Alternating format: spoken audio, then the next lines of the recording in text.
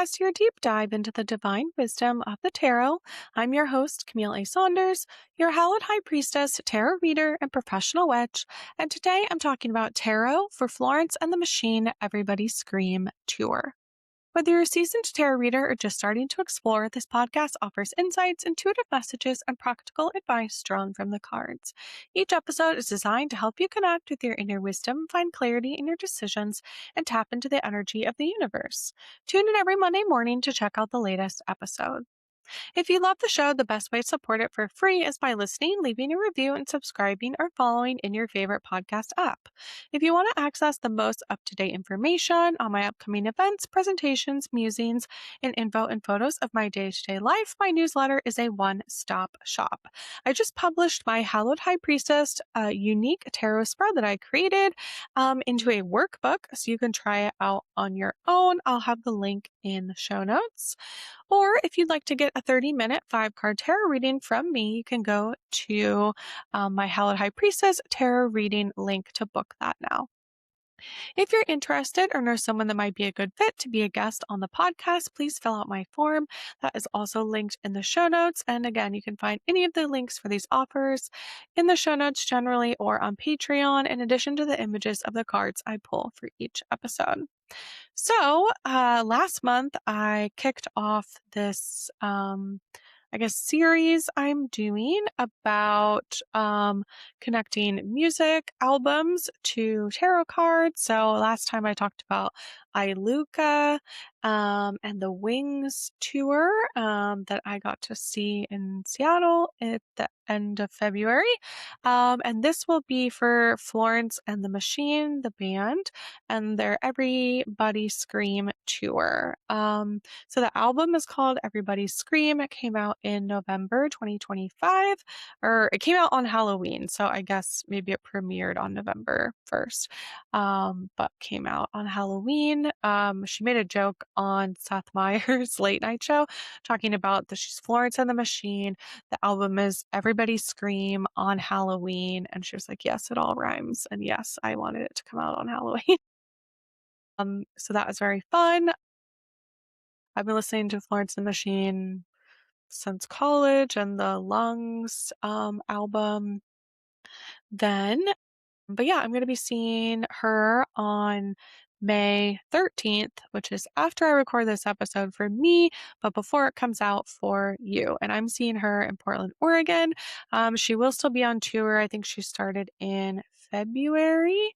I'm going to pull up her schedule right now. So yeah, in May, she will be in the US still, in Texas, Arizona, Seattle, Portland, San Francisco, LA, and then she heads international, going to Ireland, Italy, Spain, Portugal, Greece, Finland. So throughout the rest of the summer, ending in the UK in August. And I believe she started in February, so she's been going for a while. Yeah, what else? So I'll have the link to her website, which is just florenceandthemachine.net. So the artist's name in particular is Florence Welch. She is the main singer, but she plays and records with a band. Let me pull up her Wikipedia page, which I'll also have linked in the show notes. But yeah, basically one of the backup singers is Isabella Machine, was their like stage name. And they had been making music. So Florence and Isabella had been making music, since I think they were like teenagers together. And I guess that she was Isabella Machine and she was, Florence Robot. And so they combined their stage names to be Florence and the Machine. And that is how sort of she puts out music now. Yeah, the Lungs album came out in, I'm scanning, 2009. Yeah, so that was the one I heard, um, originally. I got to see Florence, I believe in, like, it would have been when she had put out probably the How Big, How Blue, How Beautiful album, which came out in 2015. Um, I saw her at the then called Key Arena in Seattle. I remember that she sort of like famously on stage, she wears these very like long, wispy, very like Victorian, somewhat see-through, very bohemian dresses on stage, and she runs around barefoot generally. And in Key Arena, before it was Climate Pledge Arena, there used to be this like, I don't know, 4-foot concrete wall that went around like the bottom part of the seating before you would get to like what would be on the floor. And she like ran around on that, like, I don't know, 6-inch wide concrete wall. I remember. I just remember being like, wow, this is an experience. But I love her music. She has a very unique and incredible voice. She's technically a contralto, which is a classical female singing voice whose vocal range is the lowest of their voice type. So for men, when they have this, it's called a countertenor. For women, it's called a contralto in Italian, or sometimes known as alto. So you have like soprano, which would be like the highest voice singing. You have mezzo soprano, which is like middle soprano basically, and then you have contralto. Um, and so that is like an aspect of her unique voice. Um, and then, yeah, she has backup singers as well, or yeah, I think that would be what they are called. Um, all right. So, yeah, check out the album. I'm going to be going through every song on the Everybody Scream album, which came out again in fall 2025, and matching them with what I think tarot cards would match with. The match with the songs and the vibe. So I will be honest that I picked a deck that I thought matched the vibe. I wanted to do tarot because last time I did oracle, and I have an oracle deck that would visibly match well the Norse goddess rune oracle deck. It's very red. It's very like goddess centric, very pagan, very, I would say, matches this album in Florence. But I wanted to do a tarot deck so that people would have a bit better idea of like what cards I'm talking about. Um, and she is a more well-known artist. So I'm doing this from the Sacerabito Tarot deck by Sasia Burrington. And this is my first deck that I got. I'll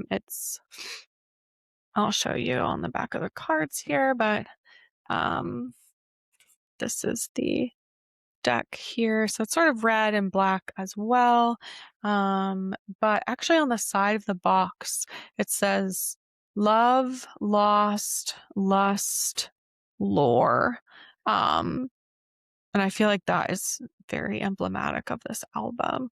Um, so I guess one final thing to say about the album is it's like very witchy and what would I say? Like um emotional, dark, like grief-stricken. Um so this album, so she was on tour. So she had an album in 2022. She was on tour, and she actually like had something happen to her, and she had to undergo like she had to cancel some shows and like undergo emergency surgery while that was happening. And that is kind of like a lot of what this album is about, is like that journey, like basically almost dying, um, and her figuring things out afterwards. I'm trying to find where it says what happened to her.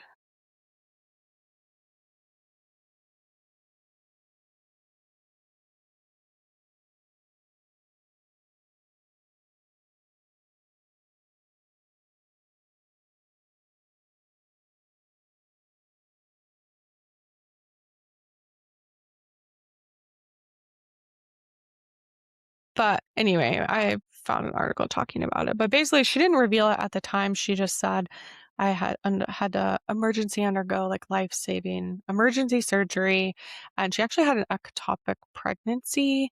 Um, so she had a ruptured fallopian tube after having a miscarriage, and she like had to have surgery because I think she was hemorrhaging, bleeding. So I guess like also trigger warning for this episode.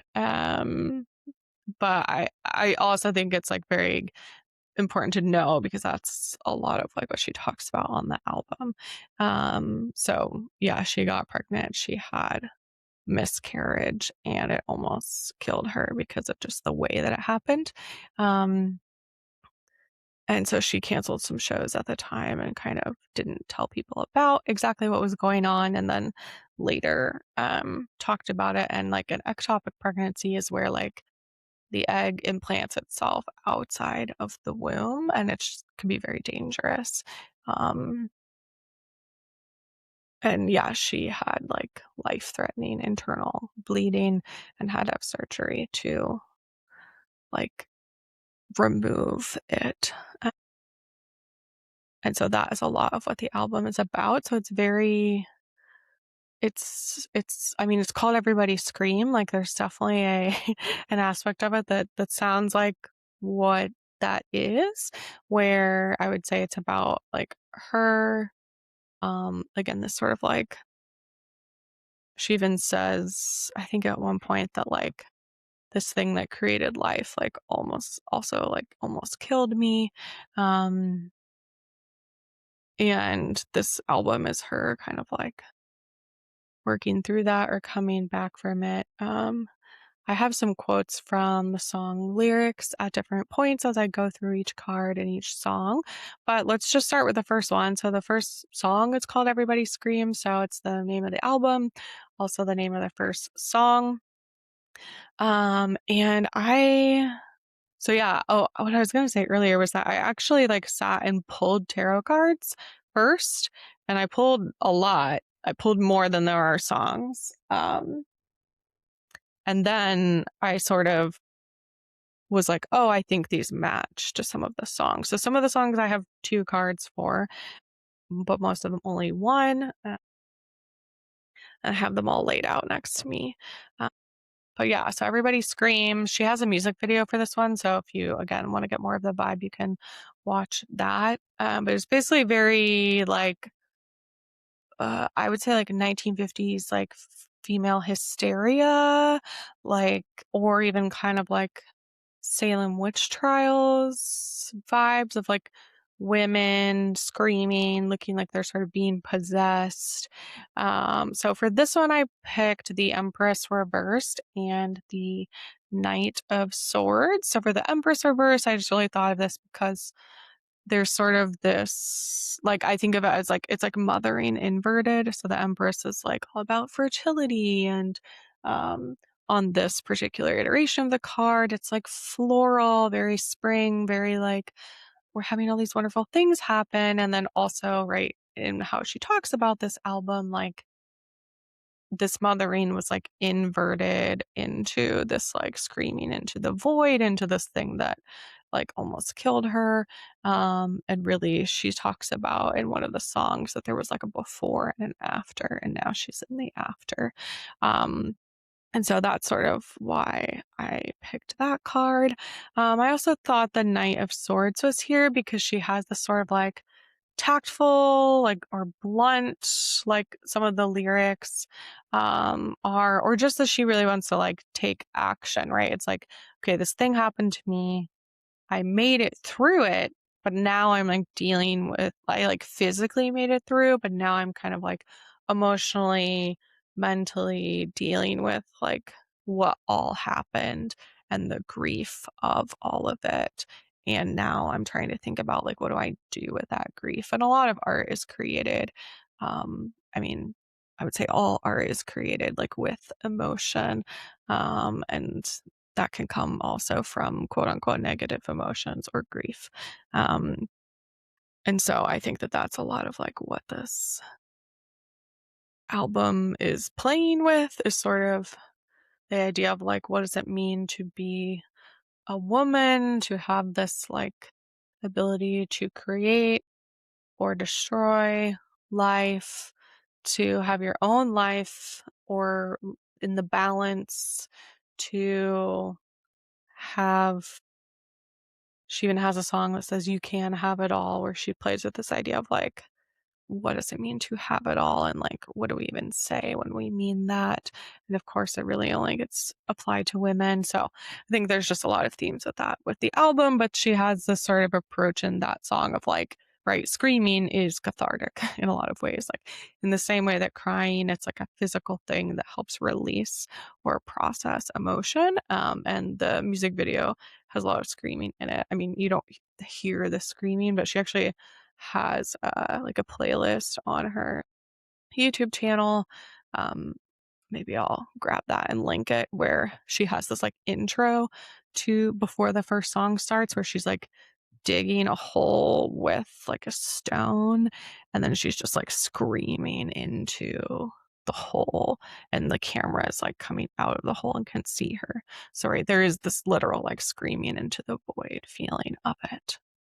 All right, so let's move into the second song, which is called One of the Greats. For this one, I have the tower and the world reversed. So again, like with this ectopic pregnancy and the emergency surgery, like very much a tower moment. Again, literally in the, like she says, like there was a before and after. She says, arms outstretched back from the dead, a pile of bodies and a trail of destruction, right? Those are all very, I would say, tower coded things. And this sort of, so it almost, I would say, like the title One of the Greats sounds like, oh, like that's a, that's a good thing, like we should want to be one of the greats um in this way. And she's definitely sort of in the, she has a music video for this one as well. She's sort of in a very like man spreading pose. She's in the back of like a fancy car. I think she's, I was gonna say she's like smoking, but maybe not. She's just sort of like looking out and then like singing the words in that. But it's also very much about like, so the world reverse, right? She had this world turned upside down. That was like really what came to mind when I saw that card, was like, oh yeah, that's a lot of what happened. And then she says like, did I get it right? Did I um win the prize? She also talks about saying too feminine to function, where it's like, oh, these traits that are upheld when it comes to like beauty or like the things that we want from women, but then if you actually do them, or like you try to follow the script of what you're supposed to do, even then your world can get turned upside down, right? So that's kind of what came to mind for those. Um, for the next song, which is Witch Dance, I also had two cards for that. So I did the Two of Wands reversed and the Ten of Wands. For the Two of Wands, she has this part of it where she says, show me the way. And like, I think of Two of the Wands of like, where do you even want to go? Like, what am I doing? Like, what am I, on this particular card, it has like a sigil on it. And then this sort of like branching of the wands that look like tree branches. But there's also this sort of like directional aspect to it, like which direction are you going to go in? And if you actually look at the like her tour posters for the Everybody Scream tour, she created her own sigil that I think has just been interpreted as like to stand for Florence and the machine. Like it has an F and a T and an M. And then we see these like moon phases where there's like the dark moon or new moon. There's like the, waxing, then we have full, and then we have waning moon that goes like around the outside of it. But I think, I was trying to find if she's like talked about this sigil at all. I found people online just saying like, oh yeah, it just means like Florence and the machine. So FTM in that way. But I would love to see her like talk about it. I was watching some like talk show, late night shows where she was, when she was promoting the album, right at first, but I haven't seen her talk about it specifically. But just the sigil was like, oh, I gotta like have that card for this one. Where again, this song is about like. I guess I picked the 10 of Wands because it's very much she talks about like meeting people in the ancestral plane, fulfilling ancestral expectations, kind of like again the like, okay, I was like dead or I was dying, and like the burden of kind of like legacy, as well as this kind of like sigil. I mean, wands are always as like a fire sign, about that like creativity. So I think also there was a lot of, I would say, sort of like channeled this like witchy folklore energy with this album as a way to try to process like I would, again, like the feminine rage, the grief, the like what it means that this happened to her. The next song is called Sympathy Magic, and for that one, I pulled the High Priestess reverse and the Five of Cups. I think the High Priestess reverse for me just felt very much like this loss of power. She talks about like, I'm crushed in a ball ground, anxious and ashamed. I think like some of this is about literally like when it happened to her, because I think anyway, she was like on tour. I don't know if she was like on stage when she like had this, but she has all these images for the album, of her again in these sort of like outfits that she would wear on tour, and she has her dress like hiked up, or like there's imagery of kind of like whenever you have any sort of like gynecological examinations done, where they're just like having you not have pants on, pull things up. Like that's very much what I get from these images. It's like, oh, you were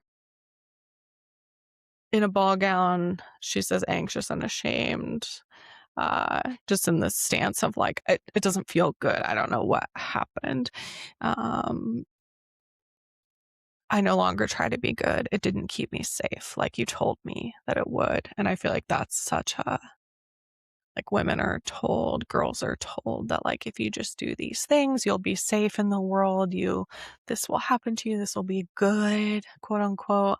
And I think, especially on her sort of like late night, like promoting the album tour, she's like, yeah, I just like lost the ability to care about like being good in that way because I almost died, and I just like I'm here now and I'm trying to figure out what that looks like.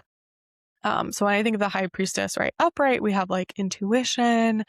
We have this very like, it's usually like the witch, also. So I think with the reversal, I think she's like been on this journey to accepting her like witchy self and understanding that more. It sounds like she literally like did research on, like the history of like women and witchcraft, midwifery, grief, reproductive stuff, all of that gets sort of, can all be like the same thing in history. Um, and that was really important to her. And I think also about like needing to listen to the inner voice, right? Not trusting what other people say about what's going to work or what isn't, but listening to yourself. And then with the Five of Cups, I mean, cups are super emotional cards. I have like some other cups cards coming up. This one in particular, like on this iteration of the card, it's like a person with long hair. You can't even see their face. Their hair is just like in their eyes or like covering them.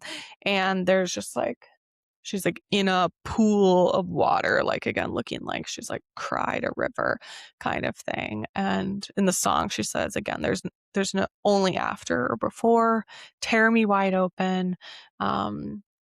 Which, right, again, like could be the literal, like the surgery that happened, the grief, the pain. And then has this like iteration of like phrase or like chant almost that says like, come on, I can take it. Give me everything you've got. What else? What else? What else? Where she's very much just like world, like I am going through it and like I can take it right in this way. And again, 5 cards are the middle road or like the middle of the journey. You're like, again, you're really in it. You feel stuck a lot of the time. It's very emotional a lot of the time. There's conflict, there's tension. Um, Again, in this card, like the colors of it are there's like gray clouds, there's the person is like naked, so right, feeling that very like vulnerable. Again, it looks like they've like cried at like a lake or a river of tears. We see the cups, and I think there's actually a rainbow in this one, which is interesting. So it's like there is this after, right? There is something that will come, but right now it's in this just like I'm fully in the emotion and there's nothing else to it.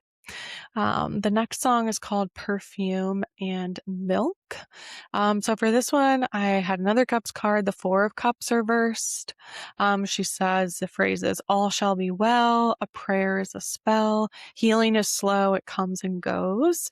And I feel like the 4 of Cups is about like, or reverse is like this sort of like, well, you may be in a rut, but you're working on ways to get out of it. Again, like, it's sort of like, okay, I'm in the before, right? And then we have the 5 of Cups of like, I'm in it, like it's happening. And then we can have the Cups cards, the 6 through 10, that are the after of like how you deal with the emotions. But for this one, she just talks a lot about like again, almost this like ritualistic chanting of like, or like meditation, affirmation kind of things of all shall be well, a prayer is a spell, like almost like she's telling herself, right, that like healing is slow, it comes and it goes, but like it will happen one day. Um, the next song is called Buckle, and we kind of like take a shift here where she starts talking about like a toxic relationship, I would say. And for this one, I have the 4 of Pentacles. So there's this like stubbornness and clinging, right? With this card, Pentacles are kind of like the material world, finances. In the card itself, in this iteration of it in this deck, it's like a person holding on, like literally they look like they're trying to like hold on to like all the pentacles and their arms are full, right? It's like it'd be very hard to hold on to 4 things at once. But with this song, she kind of just says like, oh baby, I just buckle. I can't take it anymore. She says, because I'm stupid and I'm damaged and you're a disaster because I know it won't work, but make it ache, make it hurt.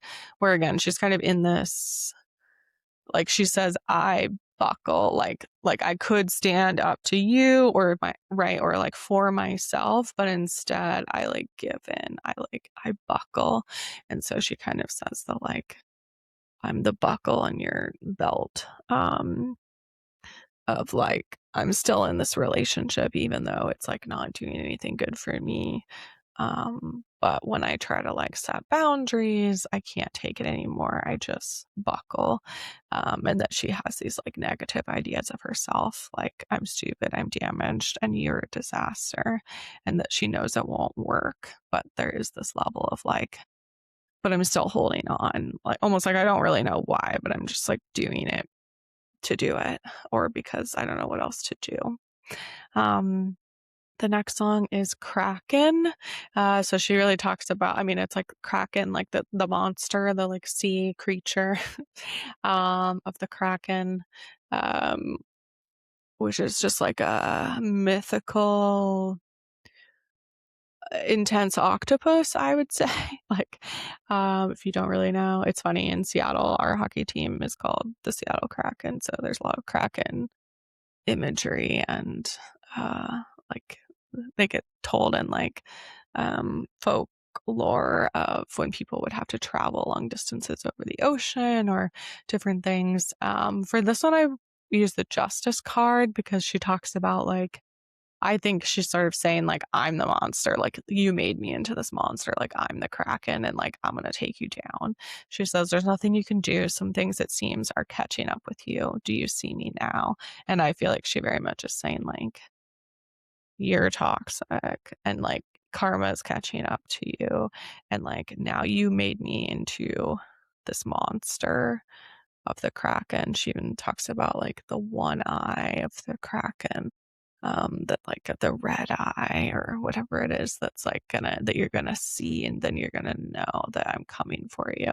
um so this is sort of more like a I'm taking back my power, or like again, there's like justice coming, or this level of like karma.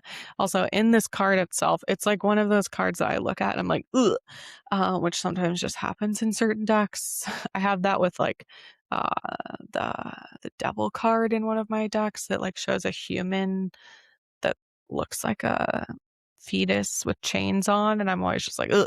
I think it's actually in this one. But the justice card is like a person's eye close up, and then it looks like there's a dagger that's going to go into it. So a horrible imagery, but I was just like, oh, the eye, the one-eyed thing that she talks about in this song is interesting. That's like this eye is depicted on this card. And I mean, it's very much an eye for an eye. I think it's like what it's showing here. The like an eye for an eye makes the world blind, as the saying goes. That, but she's kind of like, yeah, I had to, again, whatever it was, I had to like become this thing because of you and because of this toxicity, perhaps, that she talked about in the prior song. The next song is called The Old Religion, and immediately I'm like, oh, the Hierophant, right? Because that card's all about, like, it's a play to me on the idea that, like, of what's traditional, like, is it the church, which is often what's depicted, or the Pope, or the papacy, or is it the pagan practices? And I feel like that's, like, what she's playing with in this song is, like, I think she's actually talking about, like, pagan occult, like the folklore. She later in another song she talks about um like fairies and like the um what's the what am I trying to think of? But yeah, anyway, she has this I went to find the hidden folk. They gave me gowns and riches, cut gold thread with their teeth. Every night I went to see them. No, I did not sleep. And every cup they brought me, oh, you know I did drink deep. Where I feel like that is kind of about her, like in this song or with this album, like doing research about pagan traditions or witchcraft or witches, or kind of the historical like taking down of women by the church, or making pagan practices and putting a nice coat of paint on them and turning them into Catholicism or Christianity practices. So I just thought that like these sort of like traditional uh depiction of the Hierophant card is sort of interesting with this idea of the old religion. Because again, I think she's talking about like paganism and things outside of the sort of Christian church. Um, but she doesn't necessarily specify. It just kind of sounds like she's investigating and talking about the old religion. And the next song, which is where I was reading those drink deep lyrics from about the hidden folk, she talks about kind of like fairies and a lot of the lore around fairies or the hidden folk, which are often associated with like Ireland. Um,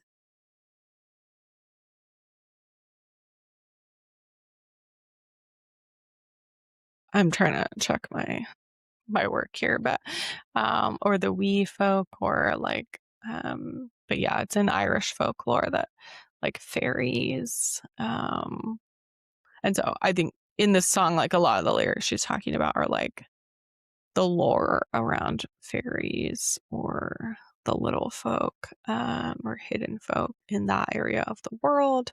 Um,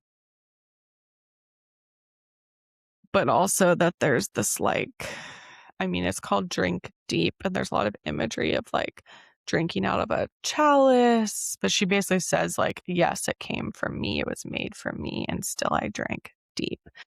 And it gets sort of like her lyrics as the song goes on get a little more like creepy. It says, my eyes began to hollow, my skin began to fade. What I thought was a night was 1,000 years. What I thought was a sip was 1,000 tears. But still, they said, drink deep. But the thread they had spun was a woman's hair, and the gowns stitched from her tenderest flesh. And the cup that they brought up to my lips, I realized I drank of myself. As I'm reading this right now, I'm like, oh, is this about like her creation of music, about like her grief? It's just kind of interesting that like I think a lot of musicians talk about that, right, that their emotional situations, heartbreak, things that they go through fuel their music. And I think sometimes there's the idea of like, oh, if you're happy, then your music isn't good, that or that it doesn't make for the hit albums or things like that. And I feel like, oh, maybe this is like kind of about that as I read these lyrics right now. Earlier when I was going through it, I was like watching her YouTube channel that has a lot of her new album, like some of the music videos or the visualizers where it like shows the lyrics or it has like a moving image. And for this one, I picked the Three of Pentacles actually because her visualizer shows the triple moon. So the like, again, the like waxing, full, waning moon that's associated with Hecate, or again, sort of witchcraft in general, the like triple goddess. And I thought of this as just kind of like working together with witchy practices. Again, right? Everything is the lyrics in the song is sort of this like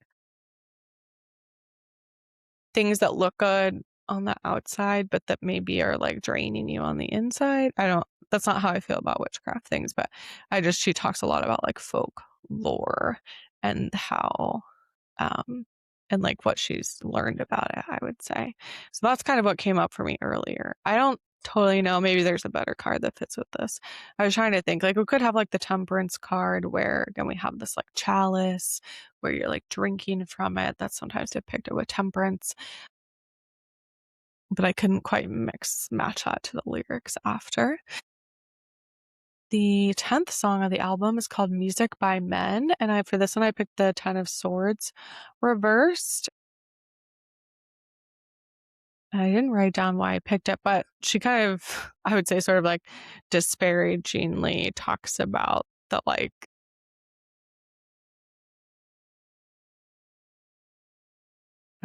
what am I trying to say? That Well, she actually talks about her relationship too, or at least a relationship she had. She like talks about going to couples therapy and that like on the way there, you put your headphones in so you didn't have to talk to me. Listening to our own demos on the ride home, you have a bigger ego than you think you do. Slide down in my seat so as not to threaten you. She is quite tall. And so I'm like, oof, there are some like biting words in here. And she kind of says that like, if I was a man, I like people would treat my music differently. Yeah, later in the song, she says, breaking my bones, getting 4 out of 5, listening to a song by the 1975. I thought, fuck it, I might as well give Music by Men a try. Let me put out a record and have it not ruin my life. Like, I think she is talking a lot about the, like, again, what is sort of expected for women's music, or even Taylor Swift definitely gets talked about like this, which Florence and Taylor wrote a song together, Florida, on the Tortured Poets album, and Florence went and performed with Taylor for a couple of the Eras Tour concert shows.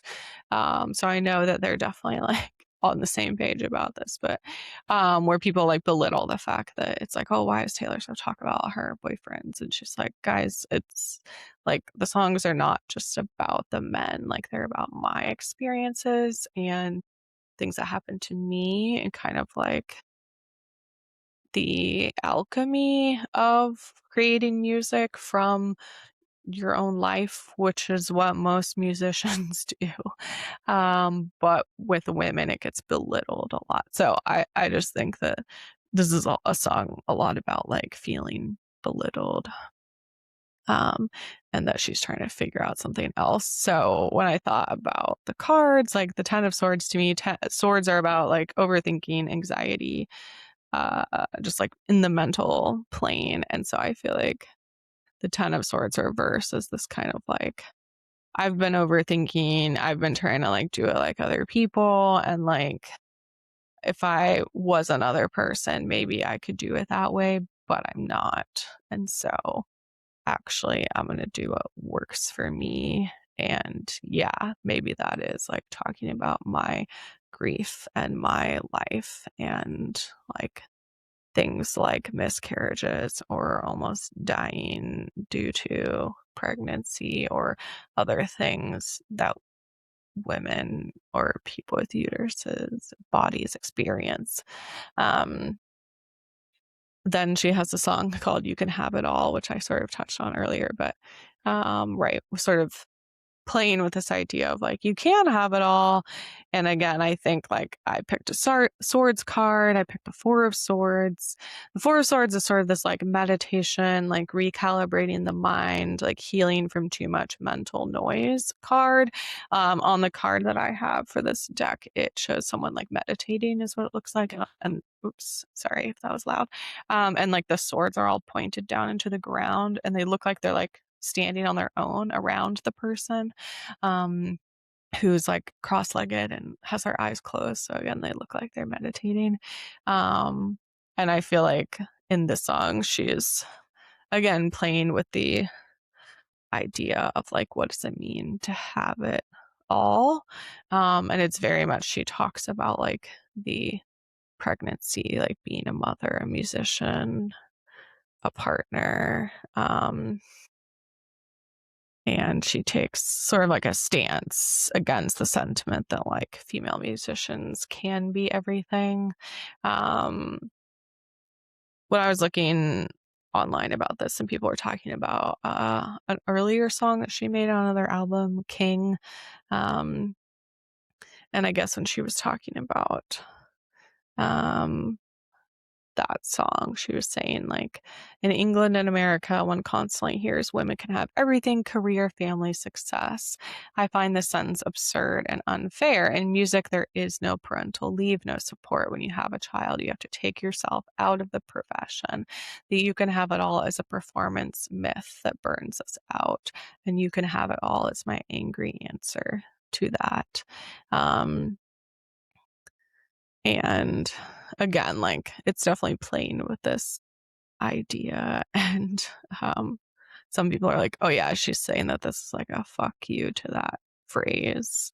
Um, because actually it just builds up this idea that like you can do literally everything. And like by saying that, usually we mean like you should, or that like we aren't acknowledging that there are sacrifices that will have to be made, um, and that women do sacrifice more and like have to think about it differently than what we expect from men. So I feel like in this song, she's sort of like, yeah, saying what she believes about this, which is like this sort of silly idea that you can have it all. Like she's sort of telling herself like that's not real and that trying to have that like women feel stretched so thin and exhausted and guilty and um yeah. And I wonder if even again, I have no idea if she's talked about this at all and it was like an emergency surgery, but I can imagine that people have had unhelpful things to say about her ectopic pregnancy and miscarriage and surgery and don't you want to be a mother, like all these different things. I'm like, I can just imagine. So, and I think like by pairing these songs together towards the end of the album. I think like these are like clear messages she's sending. The last song is called And Love. And for this one, I had the King of Swords. And I wasn't totally sure like what about that card was like matching with this for me. But basically, she talks about that love isn't what we sometimes depict in like romance, or that it's this grand gestures and sweeping you off your feet and dramatic circumstances, but that actually like love and care and trust and honesty and love is a calming force and like helps you pull yourself together and like understand yourself better and heal, and like it feels easy is what I want to say. And I think that's very interesting, especially because she has the song earlier talking about like toxic relationship or going to couples therapy with someone, of like clearly trying to work on a relationship or like trying to set boundaries and then feeling like I'm silly because I can't, and this is what am I even doing in this relationship? Like you're a disaster, like she talks about in Buckle. And then I feel like by ending with this and love, she's like, no, okay, like this is what it's like. Almost like now I know that, and now I um can kind of like stand on my own. I can be my own king, which she has a song about as well, of like my universe and what's important to me, and that it doesn't have to feel like this like tension and drama and things that again we do definitely depict in like unhelpfully, in my opinion, especially as a marriage and family therapist, in a lot of romance books, movies, rom-coms, Disney movies, all of that. It's rarely like an easy, calm, non-stressful relationship that gets depicted. Um, it's different than that. Yeah, so again, highly recommend the album. Really enjoy it. I'm very excited to go to the concert next week. I'll have my references in the show notes. Check out the music. And yeah, this was the Sasser Bito tarot deck by Stasia Burrington that I used. I'll have the images over on Patreon where you can check them out. For all the cards that I talked about today. And then I pulled a card to see what the cards have to say today, per this episode. And I pulled it from the Norse Goddess Rune Oracle that I talked about earlier, that I feel like is a good vibe, like a good vibe fit for this album, but it just didn't feel, anyway, I didn't want to use it earlier for the other purpose. So I pulled Pervo Merkstock, number 22, the goddess Vor. And this again is like a Norse goddess deck. It's an oracle deck. So it says, I am Vor, goddess of awareness. I am the careful one, wary of unfairness. I see hidden truths where risks are unwise. May Pervo Merkstoff help you uncover lies. So Pervo in this deck is like a reversal. It's built into the deck, so it's not like it's a reversal of this card. It's a reversal of a different card. So it says, Vor is about secrets, hidden truths, and risks. The goddesses whose name means the careful one, goddess of wisdom, the inquiring mind who takes nothing at face value, and goddess of awareness who can uncover the hidden truths lying within. She is a cautious goddess, the untrusting one who carefully judges people on their actions, not just their words. She is careful and aware, uncovering deception at every step and never falling prey to gullibility. She checks and double checks before making crucial decisions and acts with caution, knowing that actions speak louder than words. She is never tricked by those who have ulterior motives, for she can read your soul, knowing you better than you know yourself. Here she takes on the guise of a reader of runes, carefully concealing her true identity, yet peering into the depths of those who seek her prophecy.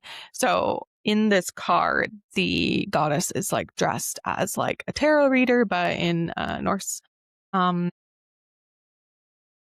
practices, historically, they used runes as sort of how you would tell the future. So instead of using tarot cards, there's like a set of runes and they all have their own meanings. And so each card in this deck is also paired with a rune, and then each rune basically like has a reversal. So that is what the like reversal things that we talk about in this deck are.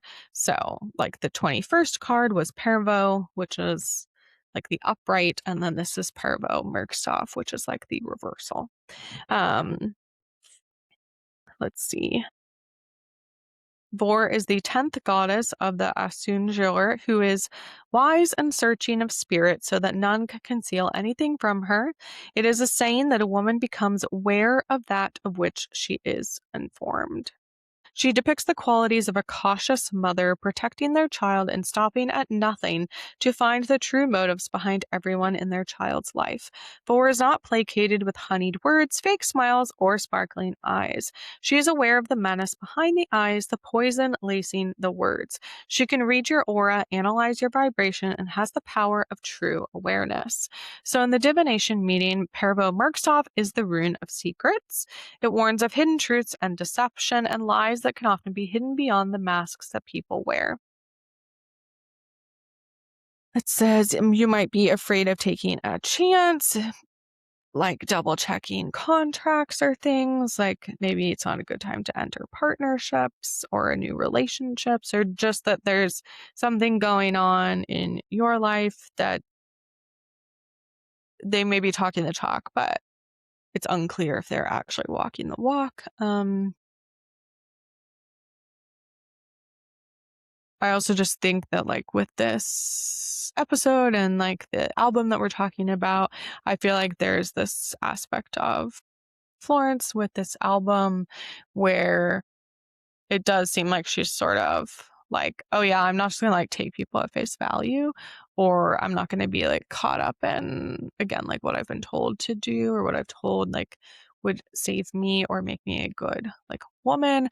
I'm gonna actually look at how people act, and I'm going to use that as my basis. And in the same way that like a tarot reader or a rune reader is good at reading people, like this card encourages you to like use your abilities that you have and trust your intuition, right? And even if things look good on the surface, trust that if you feel if the vibe is off, don't do it.